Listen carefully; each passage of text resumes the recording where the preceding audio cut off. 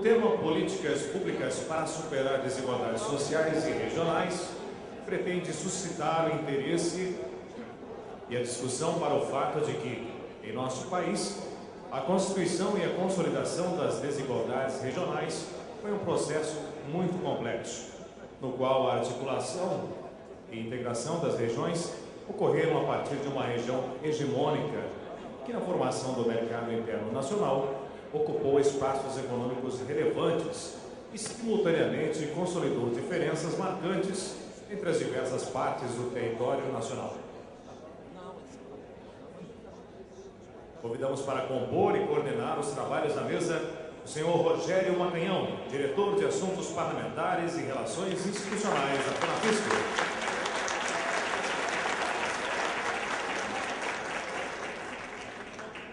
Convidamos o palestrante técnico de Planejamento e Pesquisa da Diretoria de Estudos e Políticas Sociais IPEA, Fernando Gaig Silveira.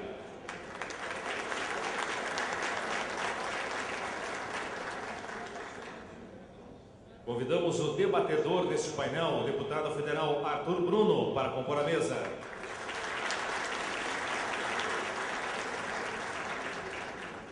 Para secretariar os trabalhos, convidamos o senhor Nilson Fernandes, diretor de comunicação do Sintaf Ceará.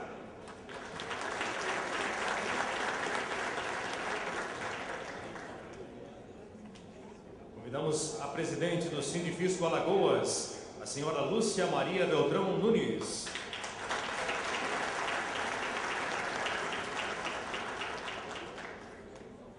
O presidente do Sinafit Distrito Federal, Jomar Mendes Gaspari.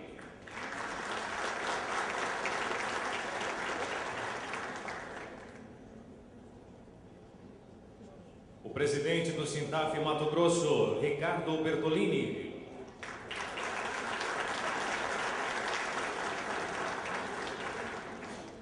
Presidente do Sindifisco Minas Gerais, Lindolfo Fernandes de Castro.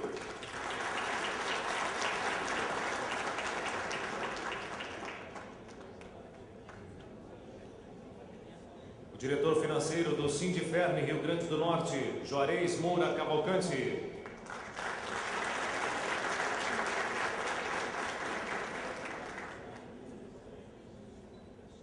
Passamos a palavra ao coordenador da mesa, Rogério Macanhão.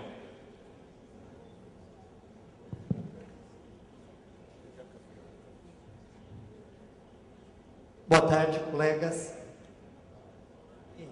Fico feliz aí que o Manuel, no início, disse que nós estávamos com a lotação tanto quanto esvaziada. A gente pode dizer que, nesse momento, não é essa a realidade. A gente vê realmente a presença dos nossos congressistas. Parabéns, né? Apesar de sabemos aí que uma boa parcela está cansada, né? Que a noite de ontem foi maravilhosa.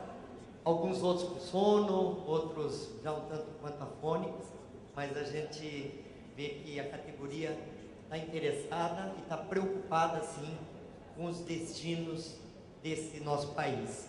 E esse painel traça exatamente essa questão. Mostra claramente quanto que a FENAFISCO se preocupa, sim, né, com os destinos do país, se preocupa com as questões sociais e, para nós, é um assunto relevante. Bom, pessoal, como é que vai ser a nossa metodologia aqui? Nós vamos ter 1 hora de palestra, nós vamos dividir 30 minutos para o Fernando e 30 minutos para o deputado Arthur Bruno. Depois disso, nós vamos abrir para o debate. Nós vamos dar oportunidade de quem desejar se expressar. Se vir perguntas por escrito, aqui a gente mesmo repassa, senão vai abrir a possibilidade, sim. Lógico que não vai, de repente, conforme o nosso tempo, vai ter que ser tanto quanto restritivo, mas já digo que em 2 minutos as pessoas que tiverem que se pronunciar, assim o façam, para que a gente possa otimizar os trabalhos, ok? Então, eu não quero ficar fazendo a palestra, porque senão nós estaríamos matando aqui, né, a fala dos nossos profissionais aí do tema. E vamos iniciar então, né, já de pronto, com o Fernando, né, Fernando? O Fernando vai fazer a exposição, então, de uma forma muito sucinta. O Fernando Geiger Silveira, ele é pesquisador do IPEA, né, Instituto de Pesquisas Econômicas Aplicada, né, e ele também é pesquisador visitante da Universidade do Texas Austin, né, engenheiro agrônomo formado pela USP, ele é doutor em economia pela Unicamp, né, e tem várias outras atividades anteriores que eu não vou relacionar todas aqui, mas de uma forma muito singela. Ele foi coordenador do Cadastro Único de Políticas Sociais, ele foi coordenador da área de Previdência e Assistência Social e também pesquisador da Fundação de Economia e Estatística, né? Então, isso é um relato sucinto do currículo do nosso primeiro palestrante. Então, com isso, eu já, de início, já passo a palavra aí para o Fernando utilizar-se dos seus 30 minutos.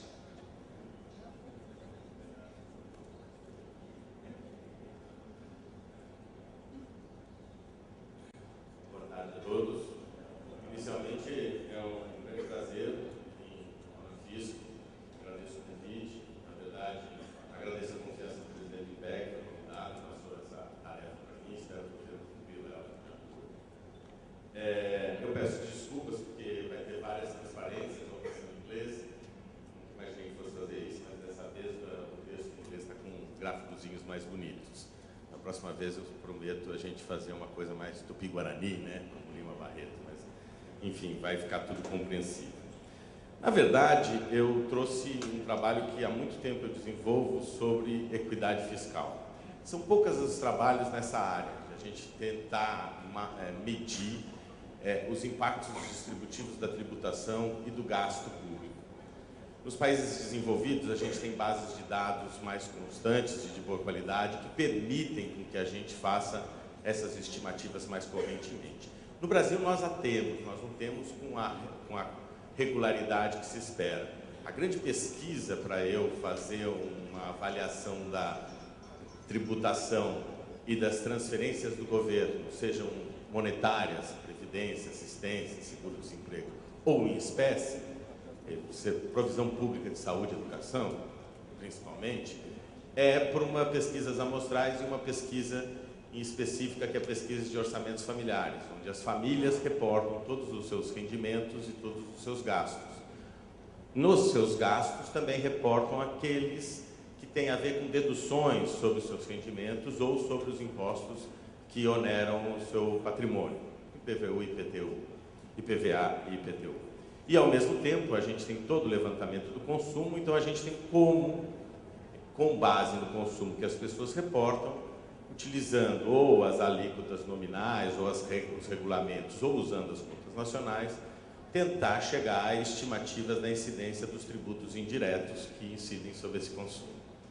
Mas essas pesquisas não são tão regulares, elas ocorrem de 5 em 5 anos, a pesquisa de orçamentos familiares, e por isso que esse debate eu acho que também é um pouco mais frágil, ou tem poucos trabalhos na área. É verdade que atualmente vem se avolumando, mas eu acho que a grande questão é que a preocupação pela equidade é mais recente em termos da questão tributária. Os temas mais caros da questão tributária são eficiência locativa, custo Brasil, vamos dizer, os impactos sobre eficiência, e a outra parte é a questão da política e federativa da tributação. A preocupação com a equidade é muito menos importante. E eu acho que isso é importante porque, em certa medida, responde o tema que me deram para o Congresso, que é políticas públicas para a diminuição das desigualdades sociais regionais. Ver como o governo arrecada, ver qual a incidência da arrecadação do governo sobre o rendimento das famílias e ver como as transferências também melhoram ou não melhoram a distribuição de renda, é uma forma de a gente avaliar as políticas públicas que diminuem desigualdades sociais e regionais. Então, para começar, isso é um balanço, desculpa o gráfico, tá? Mas eu acho que é importante começar por aí. Todo mundo... Tem uma coisa importante, é importante falar para uma plateia aqui. Eu, quando comecei a estudar a equidade fiscal, uma das coisas que eu descobri foi uma frase de um juiz da Suprema Corte americana, que está no frontispício da Receita Federal norte-americana, que é: impostos é o custo para uma sociedade civilizada. Isso vai muito contra essa falsidade que hoje é esse discurso comum, esse senso comum de que pago e preciso receber alguma coisa para mim. Quem paga tributo é cidadão, não contribuinte. A gente tem que começar a pensar um pouco mais nisso. E cidadania custa caro. Nós somos um país de renda média. Então esse é mais ou menos o cenário que eu quero utilizar como base, ou seja, eu estou discutindo a incidência e vou apresentar isso, mas eu acho que isso é para mostrar que, mesmo nessa armadilha de contribuintes, eu posso dizer que a gente está tendo, ultimamente, efeitos positivos. Essa é o balanço daquilo que eu consigo estimar como incidência tributária sobre as famílias. Então, as barrinhas aqui, vazadas, pontilhada e cheia, são os tributos. A pontilhada são os indiretos e a cheia são os diretos. Então isso é o que se arrecada das pessoas segundo décimos de renda familiar. Ou seja, eu estou ali no primeiro décimo, são os 10% mais pobres. São os 10% mais pobres. E aqui são os 10% mais ricos. Dentro dessas barras, as barras cheias, são o que a gente transfere em assistência social, benefício de prestação continuada. As pessoas que não conhecem, é um benefício para idosos e deficientes em situação de pobreza. É um salário mínimo. Regime geral da Previdência Social e seguro-desemprego. Essa barrinha cinza aqui clara. Regimes próprios de Previdência Social. Essa barra cinza escura. Educação e saúde.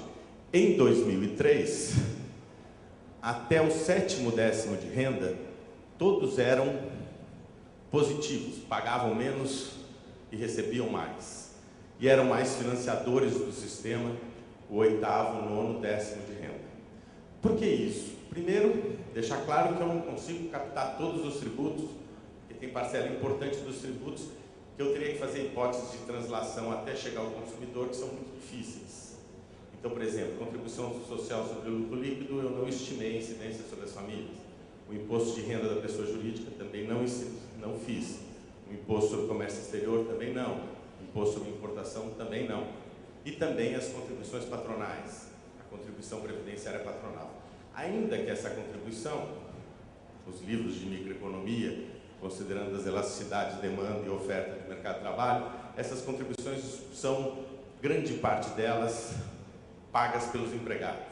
Uma parte pelos acionistas e uma pequena parte é transladada até o consumo. Mas eu não quis mexer nisso.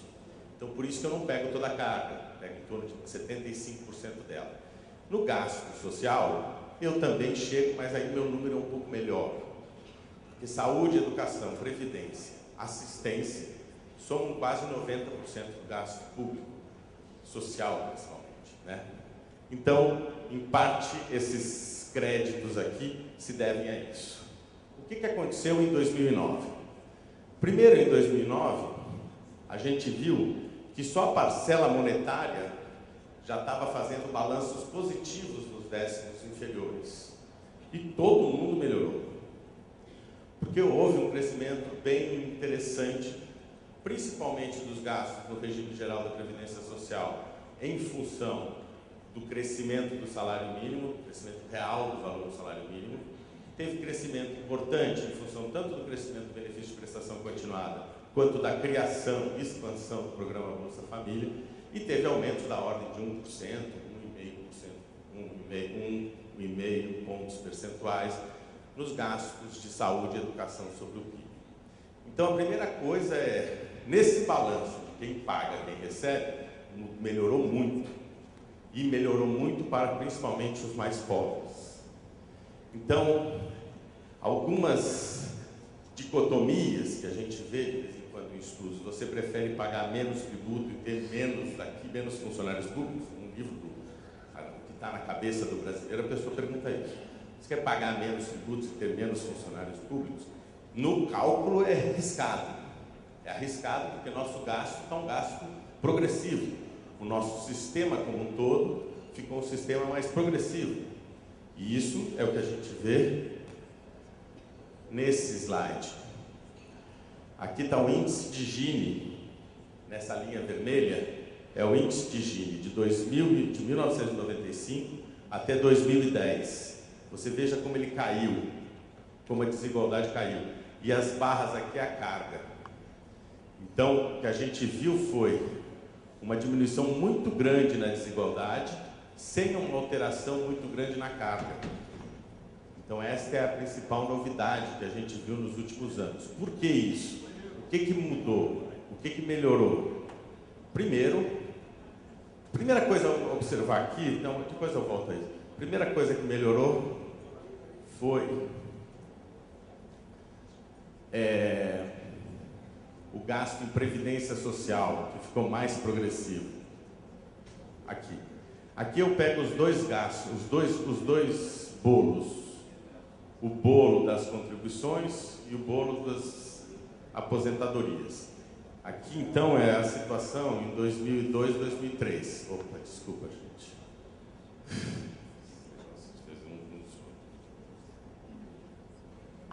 Aqui é o que estamos em 2002, 2003. O que as pessoas contribuíram e as pensões, dividida pelos grupos. O azul são 50% mais pobres, o vermelho são os 20% logo acima desses 50% mais pobres, e depois nós temos os 30% mais ricos, os 10% mais ricos em roxo e os 20% abaixo deles em verdinho.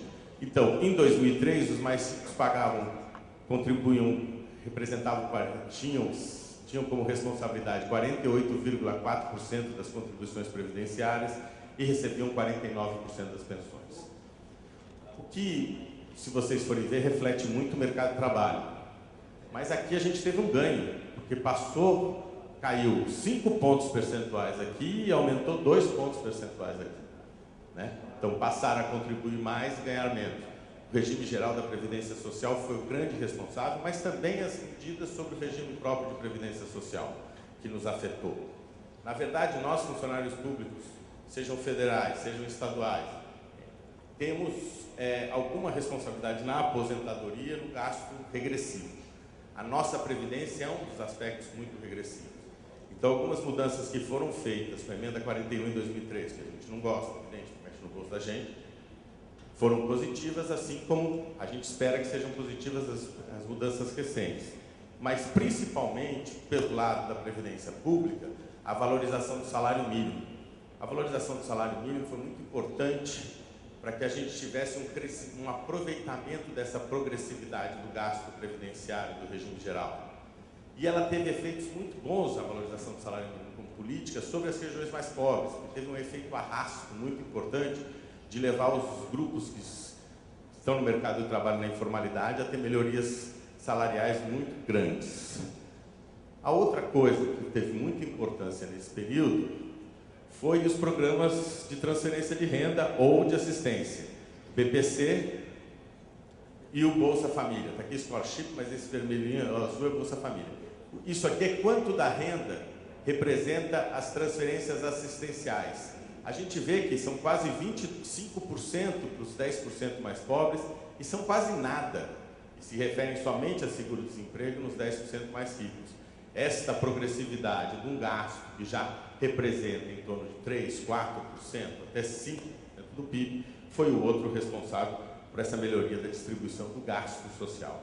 Aqui é a distribuição dos gastos em educação, quanto que cada, está em outro período, que eu usei outra pesquisa, tá? Mas de 2003 a 2008, quanto ficava dos gastos públicos em educação por décimos de renda.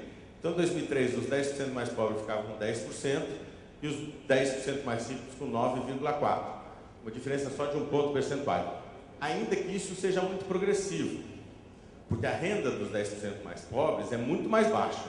Então, se eu pego um bolo de 100 e dou 10 para eles, e eles ganham 1, é muito mais do que o cara que ganhou 100 mil lá e recebe os mesmos 10 daquele 100.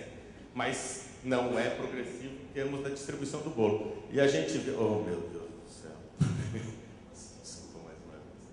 E a gente vê como mudou isso. 12 para 7, uma melhoria de 5 pontos percentuais. Isso tem um efeito demográfico? Tem. Que efeito demográfico é esse? As famílias pobres no Brasil são famílias chefiadas por mulheres, famílias com muitas crianças, famílias com crianças jovens, famílias de jovens adultos com 2, 3 crianças. Esse é o perfil. Nas pequenas municipalidades, principalmente no rural, é sobre-representado, no semiárido nordestino é sobre-representado, mas é muito importante em volume nas grandes metrópoles. Mas a pobreza tem mudado, no sentido de que, primeiro, melhoramos muito. Segundo, é que nós temos uma diminuição da fecundidade, então as crianças estão começando a ficar mais velhas, nossa base da pirâmide está encolhendo. Então tem um efeito demográfico de ter mais jovens nas famílias pobres que estão chegando ao ensino médio, e o ensino médio é um pouco mais caro e tem essa distribuição. Mas também tem os efeitos sobre expansão do ensino universitário, expansão do ensino profissionalizante, mesmo das camadas mais pobres. O outro efeito é o da saúde. A saúde é muito importante. O gasto total da saúde em 2008, 10% da saúde estava com os 10% mais ricos e somente 5% nos 10% mais pobres, nos 10% mais ricos. A gente vê como a hospitalização é progressiva. 12% dos gastos do SUS em hospitalização, 13, 12 vão para os 40%, para os décimos iniciais, e nos décimos finais 3 e 6% de todos os gastos de internação. O que eu quero concluir é que as políticas públicas, sejam de transferência direta de renda, tiveram um efeito muito grande na diminuição da desigualdade, assim como as transferências na provisão pública. E é esse o resultado que esse outro gráfico mostra, além daquele do balanço. O que é aqui? Aqui eu tenho uma renda original. Essa renda é a renda que a gente ganha no mercado privado. É a renda no privado, do trabalho, dos aluguéis que a gente recebe, dos juros que as pessoas porventura recebem. A inicial é essa renda original somadas às transferências em previdência e assistência social. Da inicial para disponível, eu desconto os impostos diretos, imposto de renda, imposto de PTU, IPVA e outros. After tax, depois de tributos, é sobre descontando os impostos indiretos. E, afinal, é somando a provisão pública. O que aconteceu? A linha vermelha é o Gini, ou seja, o indicador de concentração de renda em 2009. Quanto mais baixo, melhor. E a linha azul clara é o Gini em 2003. Olha o que aconteceu aqui. Primeiro que caiu muito pouco no mercado privado, mas caiu, foi muito importante. Mas essa largura, essa abertura maior, essa queda da desigualdade maior aqui do que aqui, significa que previdência e assistência foram altamente progressivas.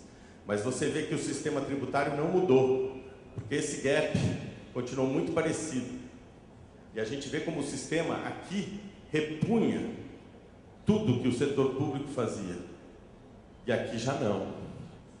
Não repõe tudo, não volta para o mesmo patamar. E aqui a provisão pública como se distanciou. Então, na verdade, a gente teve ganhos muito grandes no gasto e nada em termos da iniquidade do nosso sistema tributário. Nesses últimos 10 anos, a gente teve uma melhora muito grande no gasto, na progressividade do gasto, e não se fez acompanhado uma diminuição na regressividade da arrecadação.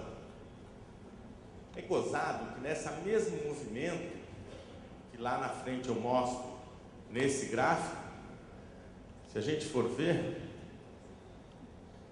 Oh, meu Deus, desculpa, gente. Como eu disse, a desigualdade cai aqui em função disso, e a carga fica estável. Só que quando isso acontece, o que acontece? Cria um tal de impostômetro. Vocês conhecem esse negócio. E os dias sem tributos. Só que criam dias sem tributos, impostômetro, quando a carga não está subindo tanto. O que está acontecendo é que essa carga está sendo usada de forma mais progressiva. E aí os contribuintes não gostam que alguns outros estão se transformando em cidadãos. Então é essa novela que tem aqui. Como eu digo, eu acho que esse impostômetro não é um medidor de impostos, é um medidor de uma impostura. E eu peço a vocês que lancem logo o sonegômetro.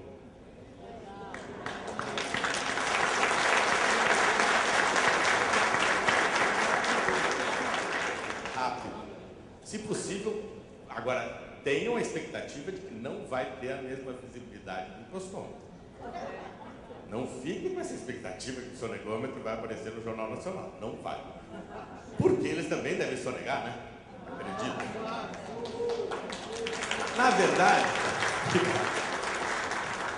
Na verdade, então essas são as conclusões que eu gostaria de principalmente apontar. Primeiro, a regressividade continua na tributação, isso é um problema, e eu acho que aí tem algumas medidas importantes. Primeiro, o ICMS e o PIS/COFINS são muito importantes nessa regressividade, mas é meio estranho o PIS/COFINS, então a gente podia trocar um pouco de PIS/COFINS por impostos diretos, imposto de renda, sem tantos descontos para as classes relativamente ricas, porque todos nós recebemos serviços públicos via também gastos tributários.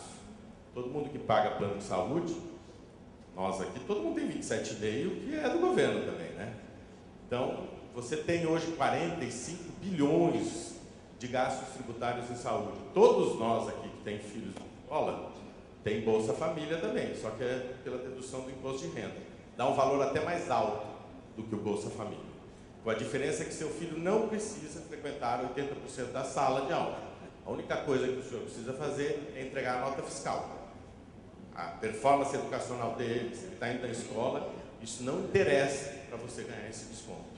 Na verdade, a gente tem um benefício à infância, Bolsa Família, Salário Família e dedução do imposto de renda, um certo anacronismo.